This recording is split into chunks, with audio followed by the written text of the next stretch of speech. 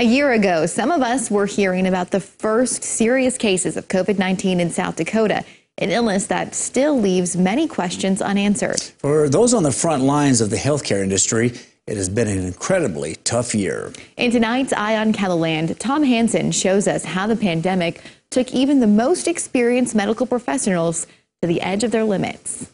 It was just a different type of nursing and illness to try to manage right from the beginning. Marcia Coomer is a nurse manager for the critical care unit at Sanford Hospital in Sioux Falls.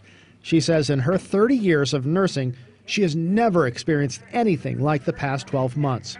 She remembers a variety of emotions, but early on, it was frustration. You know, we would get practices and processes down and be starting to take care of follow stuff, and then the CDC would make some changes, so we would change our processes.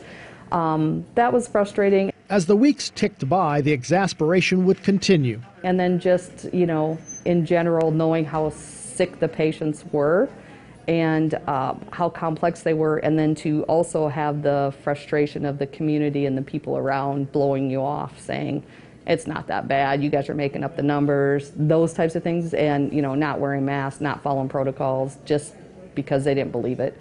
That was very frustrating. In April, the virus showed us just how easily it spread, infecting 929 workers at the Smithfield plant in Sioux Falls. At the time, it was the worst outbreak in the nation. It gave doctors and nurses in the critical care unit the first taste of what was to come. It took several more months, but the surge arrived in the fall. The patients just kept coming in so fast and so rapidly, and they were so incredibly sick.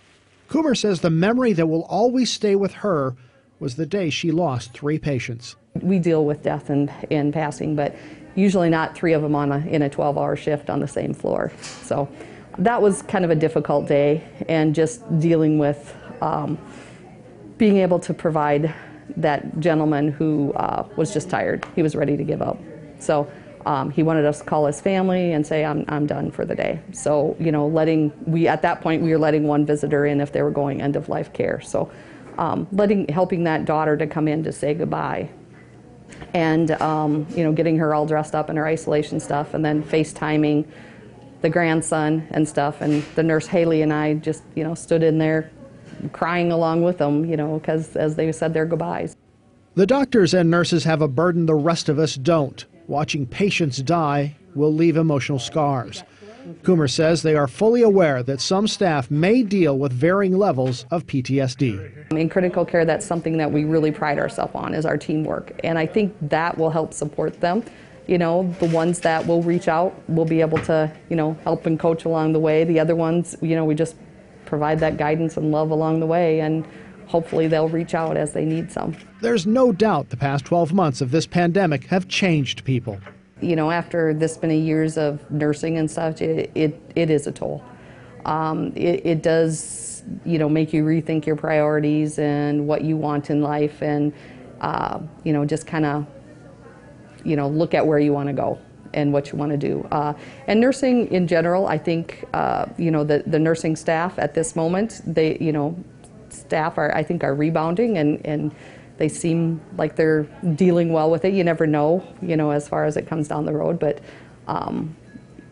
it will be something you always carry with you. While the virus is still a threat, some of the fear has subsided. We have more answers, we have vaccines, and we have hope. Yep, I agree. With Eye on Keloland, I'm Tom Hansen.